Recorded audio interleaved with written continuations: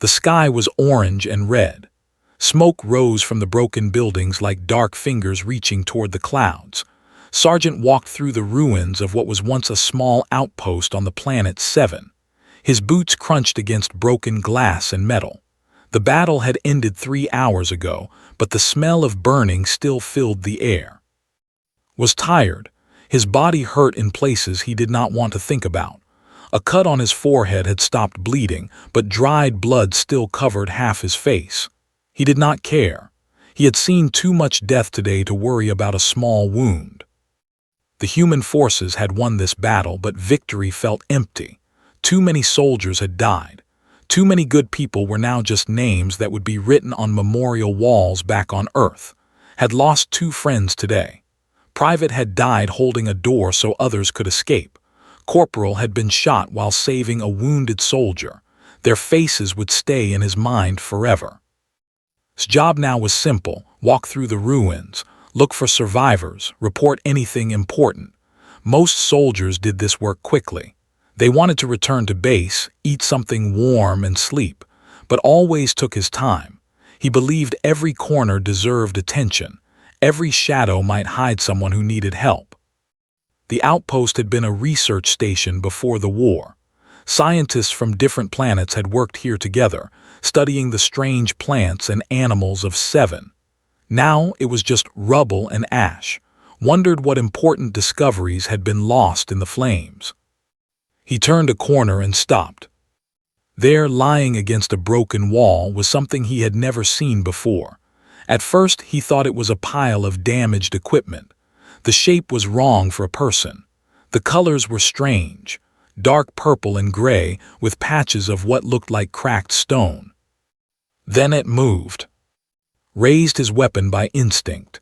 His finger found the trigger. His heart beat faster. But he did not fire. Something stopped him. Maybe it was the way the creature moved. Slow, weak, like a dying animal trying to find a comfortable position for its last breath. He stepped closer, keeping his weapon ready. The creature turned its head toward him and saw its face for the first time. It was alien, very alien. The face had no nose, just 2 small holes above a wide mouth. The eyes were large and completely black, like pools of oil. The skin was covered in scales that looked broken and infected. Some scales had fallen off, showing raw, purple flesh underneath. The creature's body was twisted in ways that seemed painful. Its arms were too long, its legs bent at strange angles. Had seen aliens before. The galaxy was full of different species. Some looked almost human, others looked like animals or insects, but this creature was different. It was ugly in a way that made his stomach feel sick. He understood why humans called this species grotesque. The creature made a sound. It was trying to speak. The voice was rough, like stones rubbing together. Did not understand the words, but he understood the feeling behind them. Pain, fear, a desperate request for something. Other soldiers appeared behind, private and corporal. They saw the creature and immediately stepped back. "What is that thing?" asked, her voice filled with disgust. "Some kind of alien," said. "Probably from one of the enemy species. We should leave it." "Or kill it," added. "Put it out of its misery." The creature's black eyes moved to look at the other soldiers. Saw something in those eyes. Not anger, not hatred, just sadness. Deep, endless sadness. Like someone who had accepted that the universe was cruel and expected nothing good from anyone. Lowered his weapon. "What are you doing?" asked. "She is wounded," said. He did not know why he said she. Something about the creature felt female to him. Maybe it was the shape of the face. Maybe it was something else he could not explain. "So what?" said. "It is an alien, not our problem." Turned to look at his fellow soldiers. He saw their faces, the disgust, the indifference. He understood their feelings. They had just survived a terrible battle. They had lost friends. They were tired and scared and wanted to go home. The last thing they wanted was to help some strange, ugly creature that might be an enemy, but could not walk away. He remembered something his grandmother had told him when he was a child. She had said that the true measure of a person was not how they treated friends, but how they treated strangers. Anyone could be kind to people they loved. The real test was being kind to those who could give nothing in return. This creature could give nothing. She was dying. She was alone. She was so ugly that even looking at her was difficult, but she was still a living being. She still felt pain. She still felt fear. "Go back to base," told the others. "I will stay here for a while." "Sergeant, this is crazy," said. "We need to report to Captain. We cannot waste time on this." "Then go report," said. "Tell the Captain I found a survivor and I am giving first aid. That is my duty as a soldier." Laughed without humor. First aid to that thing, you cannot be serious. But was serious. He removed his backpack and knelt beside the creature. She watched him with those black eyes, not moving. Perhaps she was too weak to move. Perhaps she was waiting to see what he would do. Opened his medical kit. It was designed for humans, but he would do what he could. He found bandages, cleaning solution, and pain medicine. He did not know if any of it would work on an alien body, but he had to try. "I am going to help you," he said slowly, hoping she could understand. "I will not hurt you." The creature's mouth moved. That rough, stone-like voice spoke again. This time heard something that sounded almost like a word. "Why?" He looked into her black eyes. Such a simple question, such a difficult answer. "Because you need help," he said, "and I am here." The creature stared at him for a long moment. Then slowly she closed her eyes. Her body relaxed slightly. It was not trust exactly, but it was acceptance. She was too weak to fight. She had no choice but to let this strange human do whatever he wanted. Began cleaning her wounds. The work was slow and difficult. Her skin was different from human skin. The scales were hard in some places, soft in others. Some wounds had already started to heal in strange ways. Others looked very bad. Behind him he heard and walking away. They thought he was foolish. Maybe they were right, but did not care. He had made his choice. The orange sky slowly turned to purple as night began to fall on 7. Somewhere in the distance, fires still burned. But here, in this small corner of the ruined outpost, a human soldier carefully tended to the wounds of a creature he did not know. He did not know her name. He did not know her species. He did not know why she was here or what had happened to her. But he knew one thing for certain. She was alive, and as long as she was alive, she deserved kindness. That was enough reason for. Night came to 7 with cold winds and dark clouds. The temperature dropped quickly and could see his breath forming small white clouds in the air. He had been working on the alien woman's wounds for over an hour. His hands were tired. His back hurt from bending over her, but he did not stop. The creature watched him the entire time. Her black eyes followed every movement he made. She did not speak, but could feel her attention on him. It was strange, being watched so closely by something so different from himself. Her wounds were bad, very bad. Had done his best to clean them and cover them with bandages, but he knew it was not enough. She needed real medical help. She needed doctors who understood alien biology. She needed a proper hospital. But the nearest hospital was at the main base, almost 10 kilometers away, and knew what would happen if he brought an unknown alien there. The military would take her. They would ask questions. They might treat her as an enemy. They might lock her up or worse. Looked at the creature. She was so weak. Her breathing was slow and shallow. Purple blood seeped through the bandages he had placed on her worst wounds. She was dying. He could see it clearly. His radio crackled. A voice came through. It was Captain. "Sergeant, report your position. Corporal said you found something. What is your status?" Hesitated. He looked at the alien woman. Then he pressed the button on his radio. "Captain, I found a wounded survivor. Alien species, unknown origin. She needs medical attention." There was a pause. Then the captain's voice came back, cold and sharp. "Unknown alien, is she a threat?" "No, sir, she is too weak to move. She is dying." Another pause, longer this time. Leave her, Sergeant. We do not have resources for unknown aliens. Our people come first. Return to base immediately. His jaw tightened. He had expected this answer. The military had rules. Resources were limited. Unknown aliens were not a priority. He understood the logic, but understanding did not make it right. Sir, with respect, I cannot do that. She will die if I leave her. That is not your concern, Sergeant. I am giving you a direct order. Return to base. Closed his eyes. Direct orders were serious. Disobeying them could mean punishment. He could lose his rank. He could be sent to military prison. His career could be destroyed. But when he opened his eyes and looked at the alien woman, he saw something that changed everything. A single tear. It ran down her scaled cheek, leaving a wet trail on her damaged skin. She understood. Somehow, she understood what was happening. She knew the human on the radio wanted him to leave her to die. And she was crying. Had seen many things in the war. He had seen soldiers die. He had seen cities burn.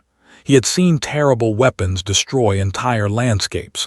But somehow, that single tear from an alien creature touched something deep inside him. He pressed the radio button one more time. I am sorry, Captain. I will accept any punishment you give me, but I will not leave her. Then he turned off the radio. The alien woman looked at him with something new in her eyes. It took a moment to recognize it. Surprise. She was surprised. Perhaps no one had ever chosen her over their own safety before. Can you move? Asked her slowly. She tried to shift her body and made a sound of pain. Her face twisted in agony. The answer was clear. She could not walk. Nodded to himself. He had made his decision. Now he had to live with it. He stood up and looked around the ruins. He needed to find shelter. Somewhere warm. Somewhere safe. Somewhere away from the main paths where other soldiers might find them, at least for tonight. About 50 meters away, he saw the remains of a building that still had most of its roof. It was not perfect, but it was better than staying here in the open. Turned back to the alien woman. She was watching him, waiting to see what he would do next. I'm going to carry you, he said. It might hurt, I am sorry. He did not know if she understood his words, but she seemed to understand his intention. She made a small sound that might have been agreement. Carefully, very carefully, lifted her. She was lighter than he expected. Her body was thin under the damaged scales. He could feel her bones through her skin. She had not eaten properly for a long time. She made sounds of pain as he moved her. Each sound made feel terrible, but he had no choice. He had to get her to shelter. The walk to the building was slow, stepped carefully around debris and holes in the ground. The alien woman held onto him with weak hands. Her black eyes never left his face. Finally, they reached the building. Inside, found a corner that was protected from the wind. Old furniture and boxes provided some cover. He gently placed the alien woman on the ground and used his jacket to make a small pillow for her head. There, he said, better. She looked up at him. Her rough voice spoke again. Name, she said. The word was difficult for her to say, but understood.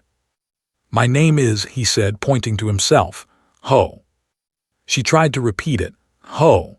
It sounded strange in her stone-like voice, but it was close enough. What is your name? He asked. She was quiet for a moment. Then she spoke a word that sounded like wind blowing through leaves. Vila. Vila repeated, that is a nice name. Something changed in her expression. Was that almost a smile? It was hard to tell on her alien face. Opened his backpack and found his emergency rations. Simple food, nutrition bars and dried meat, water in a metal container. He had enough for maybe 2 days if he was careful. He held out a nutrition bar to Vila. She looked at it without understanding. Food, he said, you need to eat. She hesitated. Then slowly she reached out with a shaking hand and took the bar. She brought it to her mouth and took a small bite. Her face changed. She did not seem to like the taste, but she ate anyway. Hunger was stronger than preference. Ate his own bar and drank some water. He offered water to Vila, and she drank gratefully. The liquid seemed to bring some strength back to her. Why? She asked again, that same question from before. Thought about his answer. He wanted to say something meaningful, something that would explain everything, but in the end he could only speak simply. Because it is right, he said. Leaving you to die would be wrong. I could not live with myself. Vila stared at him for a long time. Her black eyes seemed to look deep inside him, searching for something. Lies, maybe, hidden motives, selfish reasons. But there were none. Was exactly what he appeared to be. A simple soldier who did not want to watch someone die alone. Strange, Vila said finally. Humans are strange. Laughed. It was not a happy laugh, but it was real. Yes, he agreed, we are. Outside, the wind grew stronger. Cold air found its way through the holes in the walls, moved closer to Vila and shared his body warmth with her. It was not much, but it helped. Sleep, he told her. I will keep watch, you are safe. She looked at him one more time. Then slowly her black eyes closed. Her breathing became deeper, more regular. She was asleep. Sat in the darkness, listening to the wind and the distant sounds of the ruined outpost. His radio was still off. By now, Captain had probably reported him as disobeying orders. There would be consequences. He knew that. But right now, in this moment, those consequences did not matter. What mattered was the alien woman sleeping beside him. She was alive. She had food in her stomach and shelter over her head. She was not alone. Tomorrow would bring new problems, new decisions, new challenges. But tonight had done what he believed was right. And that was enough. 3 days passed on 7. 3 days of hiding in the ruined building. 3 days of sharing food and water. 3 days of slowly learning about each other. Vila was getting stronger. The wounds that had treated were starting to heal. The purple color was returning to her skin where it had been pale and gray. She could sit up now without help. She could even stand for short periods, though walking was still difficult. Watched her recovery with relief. He had been so worried that she would die. Every night he had stayed awake, listening to her breathing, afraid that it might stop. But she was a fighter. Whatever her species was, they were tough. They did not give up easily. During those 3 days, Vila began to speak more. Her human words were still rough and broken, but they were getting better. She learned fast, would point at things and say their names, and she would repeat them. Sky, ground, fire, water, hand, eye, friend. That last word had made her pause. Friend. She had said it slowly, testing it on her tongue like a new taste. Friend, she had repeated. Then she had pointed at, you, friend. Yes, had said with a smile, I am your friend. Something had changed in her eyes then. A softness that had not been there before. Realized that maybe she had not had many friends in her life. Maybe she had been alone for a long time. On the 3rd evening, as the sun set and painted the sky in colors of gold and pink, Vila told her story. Her words were slow and simple, but the meaning was clear. She came from a place far away, very far. Her people lived among the stars, moving from world to world. They were old, much older than humans. They had seen civilizations rise and fall. They had watched stars be born and die. But her people had enemies. Powerful enemies who wanted to destroy them. A great war had been raging for many years. Vila had been caught in that war. Her ship had been attacked. Her companions had been killed. She had crashed on 7 and had been left for dead. My people, she said, her voice filled with sadness. They think I am dead. No one looks for me. No one comes. Felt a deep pain in his heart for her. He knew what it was like to feel alone. He knew what it was like to think that no one cared. I care, he said. I am here. She looked at him with those deep black eyes. Why? She asked. It was the 3rd time she had asked that question, but this time it was different. This time she was not asking why he helped her. She was asking why he cared. Why did this human, this stranger from a different species, care about her? Thought carefully before answering. I do not know exactly, he admitted. When I first saw you, you were dying, you were in pain, and everyone wanted to leave you. They did not want to help because you looked different, because you were not human. He paused, looking at the sunset. But when I looked at you, I did not see a monster. I saw someone who was hurt, someone who was afraid, someone who needed help, and I thought, if I was dying on a strange planet, alone and wounded, I would want someone to help me too. He turned back to Vila. I think that is what makes us human, not our bodies, not our planet, but our ability to see ourselves in others, to feel their pain, to want to help them even when it is hard, even when there is no reward. Vila was quiet for a long time. When she finally spoke, her voice was softer than before. My people, she said, we have traveled the stars for thousands of years. We have met many species, many civilizations. Some were kind, some were cruel, some were wise, some were foolish. She looked directly at. But I have never met anyone like you. Humans are young, your civilization is small. You have little power in the galaxy, but this thing you speak of, this ability to care for strangers, it is rare, very rare. Most species only care for their own kind. They see others as enemies or tools, nothing more. She reached out and touched his hand. Her fingers were cold and hard, covered in scales, but her touch was gentle. You are different, she said. Your people are different, I think. I think maybe that is why you will survive when others do not. Did not fully understand her words. He was just a simple soldier. He did not know about galactic politics or the fate of civilizations.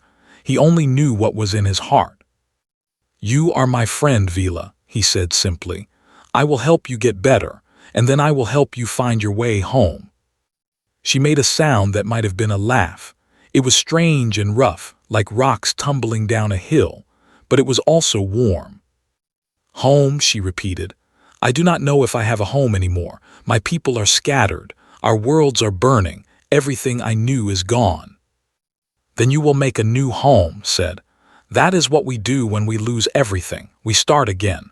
We build something new. Vila stared at him with wonder. This human constantly surprised her. Every time she thought she understood him, he said something that opened her eyes even wider. You have lost things too, she said. It was not a question.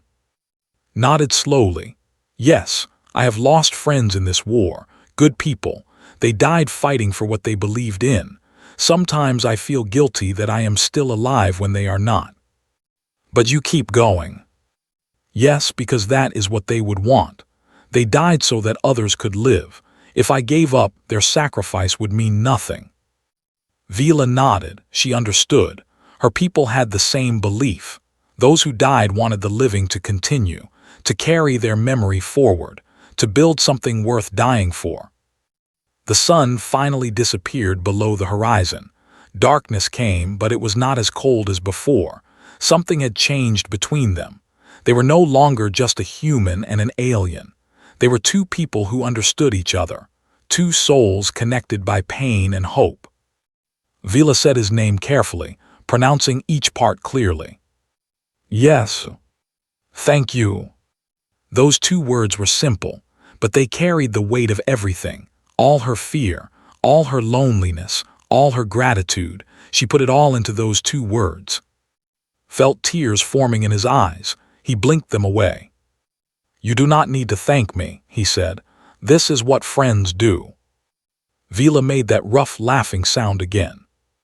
Perhaps, she said, but I will thank you anyway, and one day if I am able I will repay you. I do not forget kindness, my people do not forget. Smiled, you do not owe me anything, Vila, just getting better is enough. She shook her head slowly. No, she said, you do not understand. Among my people a debt of life is sacred. You saved my life. That means your life is connected to mine now. Forever. Wherever I go, whatever I become, I will remember you. I will remember this moment. I will remember the human who saw a dying monster and chose to help. Her words made uncomfortable. He had not helped her expecting anything in return. He had helped her because it was right. But he could see that this was important to Vila. This was part of her culture, part of who she was. "All right," he said finally. "I accept your thanks, but please do not call yourself a monster. You are not a monster. You are Vila. You are my friend." She looked at him with those endless black eyes, and for the first time since he had found her, she smiled. It was a strange smile, made with a mouth that was not designed for smiling, but it was real. "Friend," she repeated. "Yes, friend." Outside, the stars began to appear in the night sky, millions of lights in the darkness, each one a sun, each one possibly home to other beings, other stories, other friendships. Did not know what the future would bring. He did not know if he would be punished for his actions. He did not know if Vila would ever find her people again. But in this moment, none of that mattered. What mattered was that two beings from different worlds had found each other. They had chosen kindness over fear. They had chosen connection over isolation. And in a galaxy full of war and darkness, that was something beautiful. Something worth protecting. Something truly human. On the fifth day, everything changed.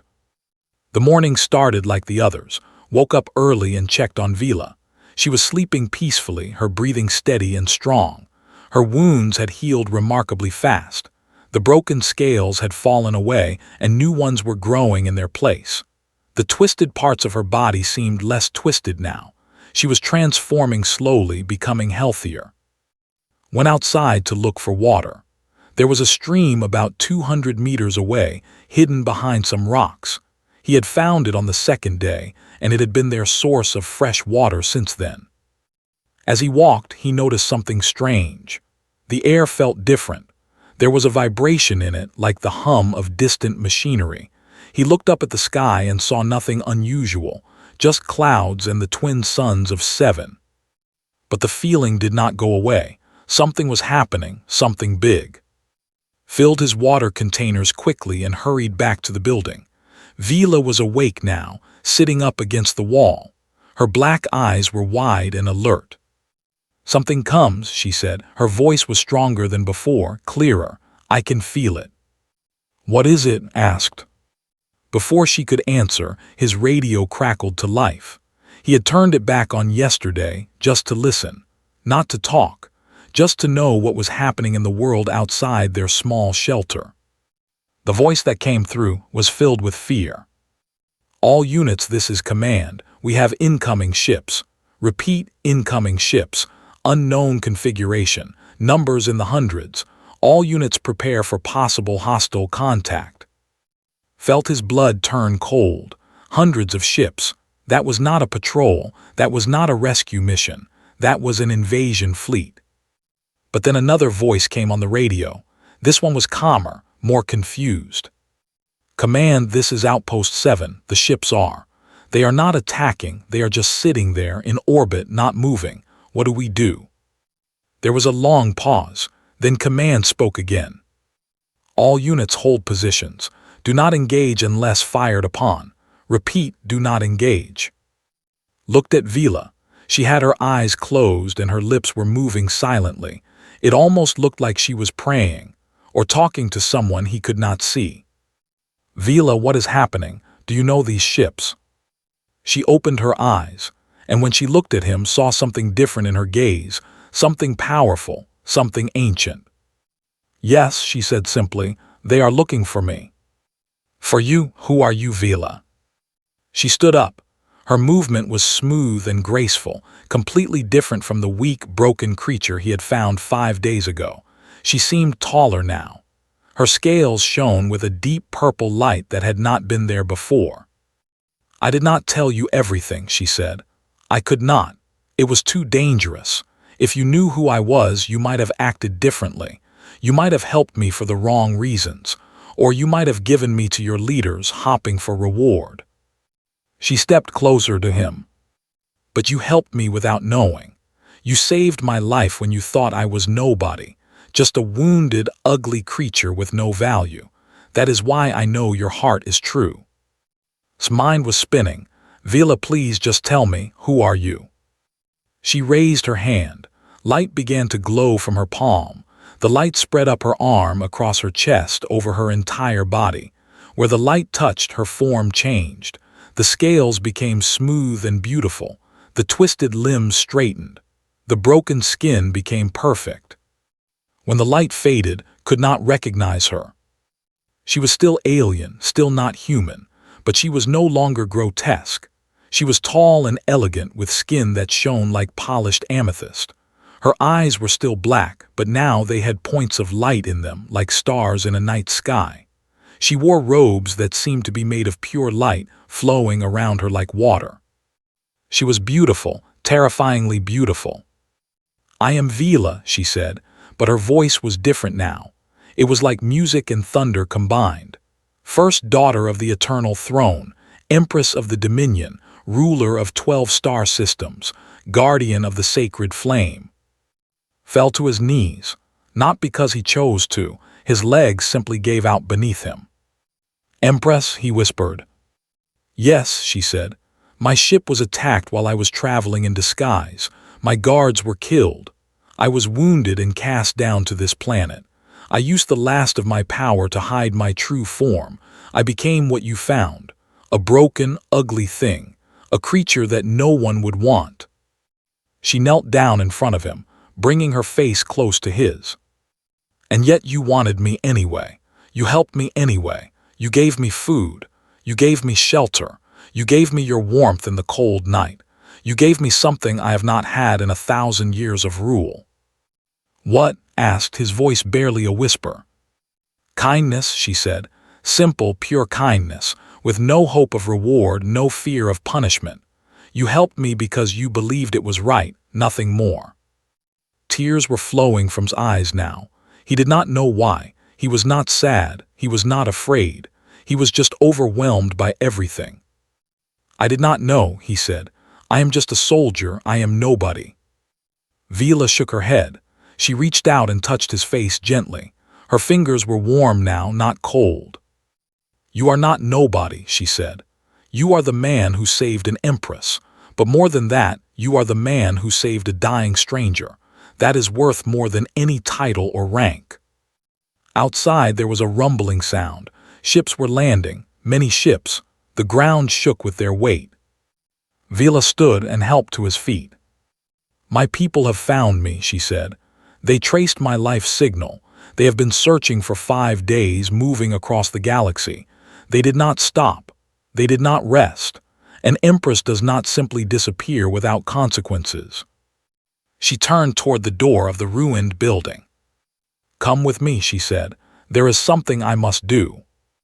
They walked outside together, had to shield his eyes. The sky was filled with ships, not hundreds, thousands.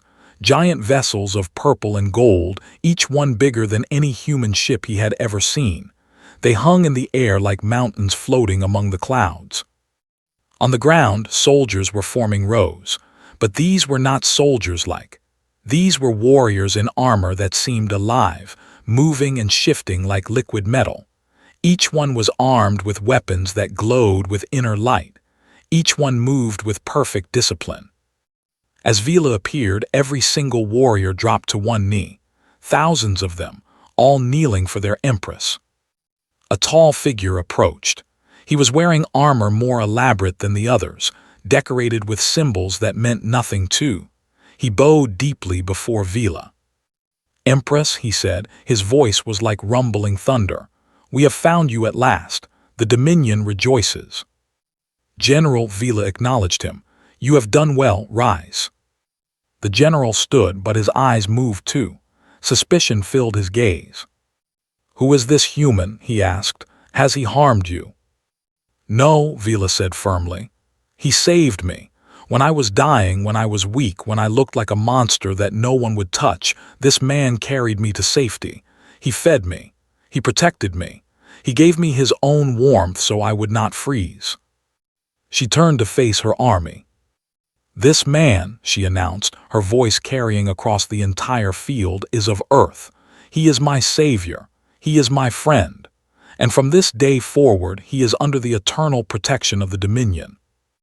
A murmur went through the ranks, could not understand the words, but he understood the meaning: surprise, wonder, respect. Vila looked at with those star-filled eyes. "I told you that I would repay you one day," she said. "That day is now. Whatever you want, it is yours. Whatever you need, it will be provided. You have but to ask." Shook his head slowly. "I do not want anything," he said. "I did not help you for reward. I helped you because it was right." Vila smiled, that beautiful alien smile. "I know," she said, "and that is exactly why you deserve it." She turned back to General. "Prepare the fleet. We return to the, and send a message to the human command. Tell them that the Empress of the Dominion wishes to speak with their leaders. Tell them that humanity has earned our attention." The general bowed and hurried away. Stood in the middle of an alien army, surrounded by ships that could destroy planets, facing an empress who ruled 12 star systems. And somehow he was not afraid. He was exactly where he was meant to be. The meeting took place 3 days later on a neutral space station between human and territory. The station was old, built centuries ago by a species that had long since vanished from the galaxy. It floated in the darkness of space like a forgotten monument to civilizations past. Stood beside Empress Vila in the Great Hall. He was wearing simple clothes, not military uniforms. He had been discharged from his unit, but not in shame.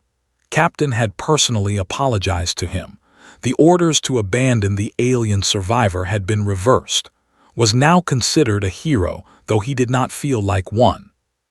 On one side of the hall stood the delegation.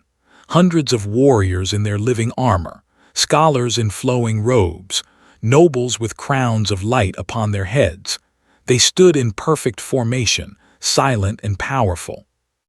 On the other side stood the humans, presidents and prime ministers, generals and admirals, scientists and diplomats. They looked small compared to their ships were smaller, their weapons were weaker, their civilization was young. But they stood with pride. They did not bow or show fear. Humans had never been good at accepting that they were small. Empress Vila walked forward. Her steps echoed in the great hall. Every eye followed her.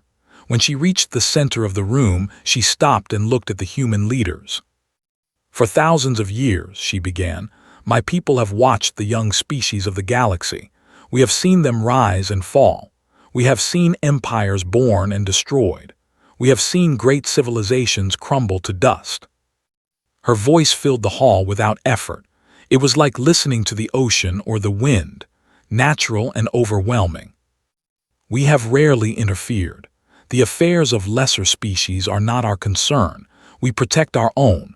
We guard our borders. We let others live and die as fate decides." She paused, letting her words settle. "But today I stand before you to speak of something different. Today I speak of a debt." The human leaders exchanged confused glances. A debt? What could the most powerful empire in the galaxy owe to humanity? "5 days ago," Vila continued, "I lay dying on a small planet called Seven. My ship had been destroyed. My guards had been killed. I was wounded and alone. I used my power to hide my true form. I became a creature so ugly, so broken, that no one would want to help me." She gestured too. He stepped forward nervously. "This man found me, a simple soldier, a human with no power, no title, no great wealth. He saw a dying monster in the ruins of a battlefield. His companions told him to leave me. His commanders ordered him to return to base. Everyone told him I was not worth saving." Her star-filled eyes swept across the human delegation. "But he refused. He carried me to shelter. He treated my wounds with his own hands. He shared his food and water with me. He gave me his warmth when the night was cold. He talked to me like I was a person, not a creature. He called me his friend." She turned to face directly. "He did not know who I was. He did not know that I was an empress. He did not know that saving me could bring him reward or power. He saved me because he believed that every life has value. He saved me because he could not walk away from someone who was suffering. Felt his face grow hot with embarrassment. He had never wanted this attention. He had only done what felt right. In that moment, Vila said, her voice becoming softer, I learned something about humanity. You are young. You are weak. You have no great empires, no ancient powers, no armies that can stand against the forces of the galaxy. She smiled. But you have something else, something rare, something precious. You have the ability to care for strangers, to see yourselves in those who are different, to help those who can give you nothing in return. She walked back to the center of the hall and raised her hand. A symbol of light appeared in the air above her. It was the seal of the Dominion, a star surrounded by 12 circles. By the authority of the eternal throne, she announced, I declare humanity under the eternal protection of the Dominion. From this day forward, an attack on any human world is an attack on us. An enemy of humanity is an enemy of the Dominion. Our ships will guard your borders. Our warriors will fight beside yours. Our knowledge will be shared with you. A gasp went through the human delegation. This was more than they had ever dreamed, more than they could have imagined. They were the most powerful force in the known galaxy. Their protection meant that no one would ever dare attack humanity again. One of the human leaders, an older woman with gray hair and kind eyes, stepped forward. Her name was President, and she led the United Earth Council. Empress, she said, her voice filled with emotion, this is beyond generous. We have done nothing to deserve such protection. How can we ever repay you? Vila shook her head. You do not understand, she said. This is not generosity. This is repayment. One of your people saved my life when no one else would. He showed me that humanity is worth protecting. He taught me that power is not the only measure of value. She looked at again. In all my years of rule, no one has ever helped me without expecting something in return. Every gift came with conditions. Every favor had a price. But this man asked for nothing. He wanted nothing. He simply saw someone in pain and chose to help. She addressed the entire room once more. That is why I protect humanity. Not because you are strong. Not because you have something I want. But because you have proven that kindness still exists in this cold universe, and kindness is worth protecting. Tears were falling from many faces, human and alike. The moment was too powerful for words. General stepped forward and bowed to. Of Earth, he said, you have done what no warrior, no diplomat, no king could have done. You have earned the gratitude of an empress. You have changed the fate of your entire species. Shook his head. I did not do anything special, he said quietly. I just did what was right.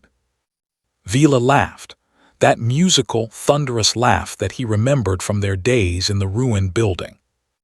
And that, she said, is exactly what makes you special.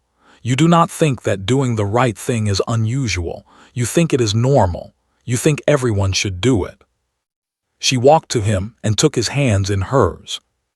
That is why humanity will survive, she said, because you still believe in goodness, because you still believe in kindness, because when you see a monster dying in the ruins, you see a person worth saving.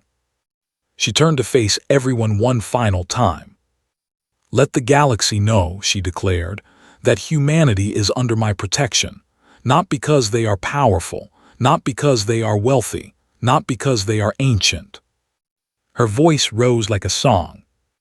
Because they are kind, and in a universe full of darkness, kindness is the rarest treasure of all. The meeting ended with treaties signed and promises made. Ships exchanged greetings. Diplomats shook hands. A new era had begun. But did not stay for the celebrations. He found a quiet corner near a window and looked out at the stars. Vila found him there, standing alone. You are not celebrating, she observed. I do not like crowds, he admitted. She stood beside him, looking at the same stars. What will you do now, she asked. You could have anything, wealth, power, a planet of your own, just ask and it is yours. Thought for a long moment. I think, he said slowly, I would like to go home to Earth.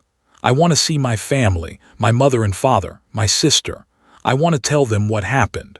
I want to sit in my mother's kitchen and eat her cooking and feel like a normal person again.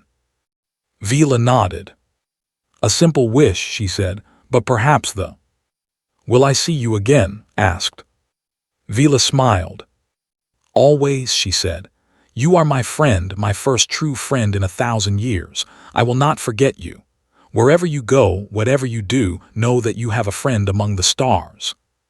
She touched his cheek gently. And if you ever need me, she whispered, just look up at the night sky. I will be there. Smiled. Thank you, Vila, for everything. She laughed softly. No, thank you, for teaching me what kindness looks like, for showing me that the universe is not as cold as I believed. She stepped back. Go home, my friend, live well, be happy, and never stop being kind. Nodded, he took one last look at the stars. Then he turned and walked away, ready to go home. Behind him, an empress watched him leave, and she smiled. Because one simple soldier, on one ordinary day, had chosen to help a stranger. And that choice had changed everything.